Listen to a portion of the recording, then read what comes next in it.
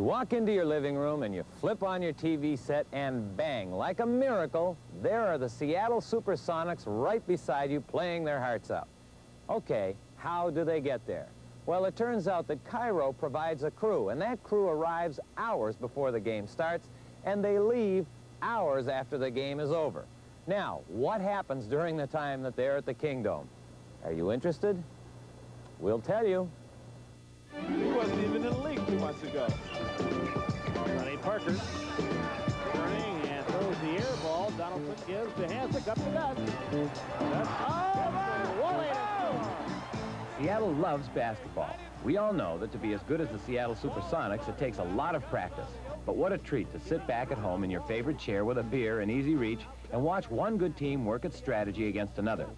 Well, there's another team at work who's put in many years of practice, and there's nothing second string about them. They are the Cairo Television remote crew. They start warming up on their home court about 11 a.m. on the day of the game.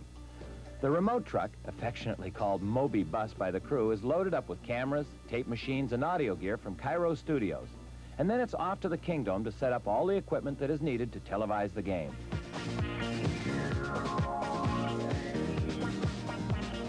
Before this broadcast is over, it will involve 22 people working for about 12 hours. Each of these cameras weighs around 150 pounds.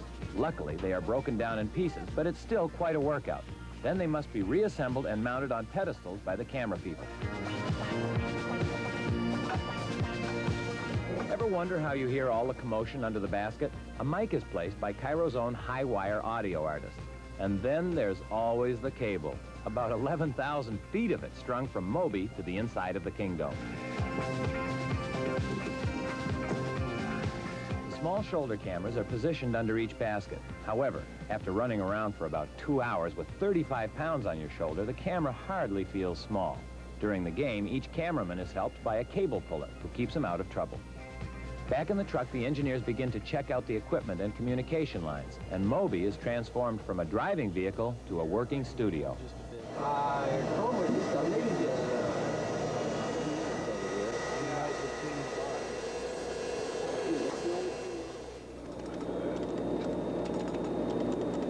This electronic typewriter is set up in front of the truck where the director sits. All of the game statistics and scores that you see are programmed on this machine by a very quick operator. Hello, test 234, 234. At the rear of the truck, the audio board is checked out and all the mics are tested. Ready, one end score. One end score. Director John Barry is in charge of calling the shots for over 60 televised games this season. I think this is the best crew in the country, and I'm not being facetious about that. I get to direct crews from all around the country, wherever there are NBA cities, and I think, and so do a lot of people who come here, think that this is one of the best crews in the country. Crew chief Kevin Blazina is in charge of the entire remote and has been in the business for 22 years. The crew is more like a family than a bunch of people just working together, because we do work real close together, as you can see, confined in this truck, and we get along real well. There's a lot of kidding and joking going on, and it's more like brothers and sisters. Okay, I'd like to mention my technical director. This is my technical director, John Walters, right here, and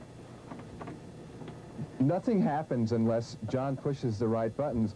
He often pushes the wrong buttons, and you see that a lot. You know, when you're watching some of these games at home and you see a mistake, it wasn't because I called it wrong, it was because... The kidding and joking seems to relieve the upcoming tension, but when it's time for the game to start, it is all business.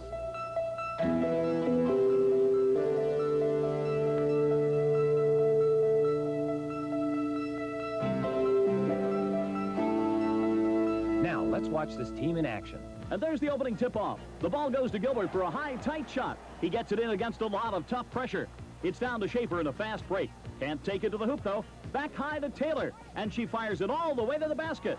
Down on the floor again, the turnaround move by Jensen. Makes the shot with a great assist from Garosio. Wait, it's no good. He traveled. The quickest player on the court has to be fast-fingered Sullivan. With scores and stats, she can't be beat. Well, the team seems to be sticking to their original game plan that Coach Barry diagrammed in the pregame huddle. The crowd is great tonight, and Roberts is giving them just what they want to hear. Holiday comes off the bench to listen in on the huddle. A great change of pace on the fast-dribbling drive for MacArthur. He can really drive you nuts by slowing things down. Williams has his jumper. Sheldon has his slam dunk. But they don't have anything on Bennett, the man responsible for the way things look. And what he sees is what you get. Jensen moves into position to shoot the foul shot. But Walters takes another camera. He just didn't see it. He's sure tough on those boards, though. Magic Warren lets the officials know that it's time out for the Cairo team.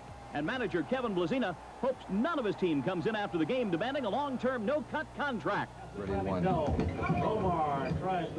Ready, two, take two. When John is directing, he watches the game from 4 or 5 different angles depending on how many cameras he has. He chooses which shot he wants and tells the technical director which camera to take. The monitor at the far right is what you're actually seeing at home. Ready, one.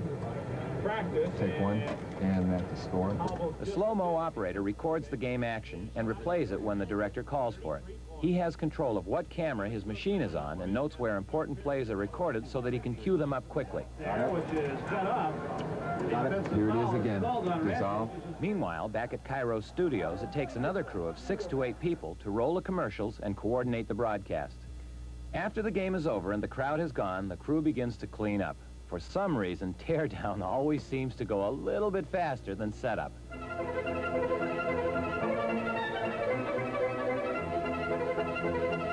Oh, this is a terrible interview.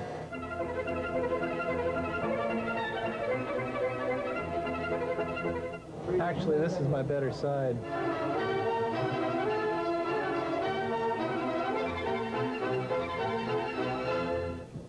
Let me do that again. Ask me the question again.